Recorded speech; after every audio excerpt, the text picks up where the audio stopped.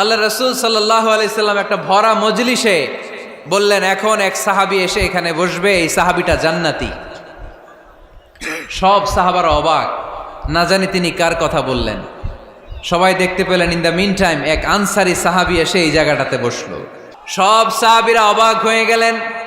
ঘটনা কি এমন গোপন আমল করে এই সাহাবী, যেই গোপন আমলের কারণে তিনটা ভরা মজলিসে বিশ্বনবী এই সাহাবীকে বললেন জান্নাতি। সাইয়েদনা আব্দুল্লাহ ইবনে আমর ইবনুল আস গোপন তথ্য বের করার জন্য এই সাহাবীর বাড়িতে চলে যেয়ে সাহাবীকে সালাম দিয়ে বললেন, ও আনসারী সাহাবী, আমার বাবার সাথে আমার ঝগড়া হয়েছে, আমি 3 দিনের জন্য তোমার বাড়িতে মেহমান হতে চাই। কয়দিনের জন্য?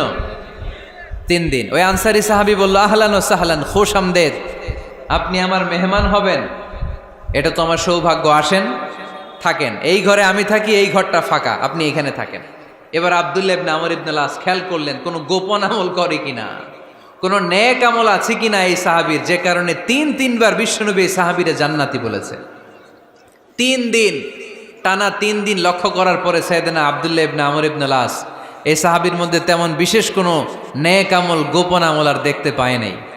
3 দিন যখন শেষ, যাওয়ার পথে বলে, ভাই আসলে আমার আব্বার সাথে আমার তেমন কোনো ঝগড়া টগড়া হয় নাই, ঝগড়া টগড়া কিছু না, আমি বিশেষ একটা কারণে এসেছি। বিশ্বনবী তোমাকে জান্নাতি বলে ঘোষণা করেছে, আমি দেখার জন্য এসেছি যে তুমি কি আমল করো, কিন্তু আমি তো বিশেষ কোনো আমল দেখলাম না। নামাজের সময় নামাজ পড়ো, তাহাজ্জুদের সময় তাহাজ্জুদ পড়ো, কোরআন তেলাওয়াতের সময় কোরআন তেলাওয়াত করো, আমি যা ইবাদত করি তাই তো করো, বরং আমার চেয়ে আরো কম করো। কি এমন তোমার আমল যে আমলের কারণে বিশ্বনবী তোমারে জান্নাতি বলেছে?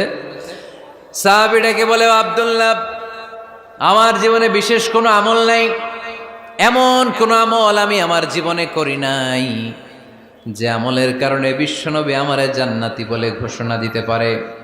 তবে হ্যাঁ, এমন একটি আমল আছে, প্রতি রাতে ওই আমলটা করে আমি বিছানায় ঘুমাতে যাই। প্রতি রাতে এশার নামাজের পরে আমি যখন আমার বিছানায় ঘুমাতে যাই, আমি আমার অন্তরে কারো ব্যাপারে কোনো ঘৃণা, কোনো ক্ষোভ আমার অন্তরে পুষে রাখি না। সুবহানাল্লাহ পড়ে। কোনো ক্ষোভ, কোনো ঘৃণা, কোনো হিংসা, কারো ব্যাপারে অহংকার, জেলাসি, এগুলো অন্তরে নিয়ে আমি ঘুমাই না। আমি যখন ঘুমাতে যাই, আমি সবাইরে ক্ষমা করে দিয়ে, মাফ করে দিয়ে ঘুমাতে চলে যাই। হয়তো এই আমলটা আল্লাহ তাআলার কাছে অত্যন্ত প্রিয় হতে পারে, এ কারণেই হয়তো বিশ্বনবী আমাকে জান্নাতি বলে ঘোষণা করেছে। চিল্লায় পড়তে হবে আল্লাহু আকবার। এজন্য রাতের বেলায় যখন বিছানায় যান, সব ভুলে যান। কে গালি দিছিল ভুলে যান, কে ঠকাইছিল ভুলে যান, কে অপমান করেছিল ভুলে যান, কার সাথে মারামারি হয়েছিল ভুলে যান। বিছানায় যাওয়ার আগে সবাইরে মাফ করে দিয়ে একটা প্রশান্ত আত্মা নিয়ে ঘুমাতে যান। ওই সাহাবীর মতো আপনারও জান্নাতি বানাবে কে?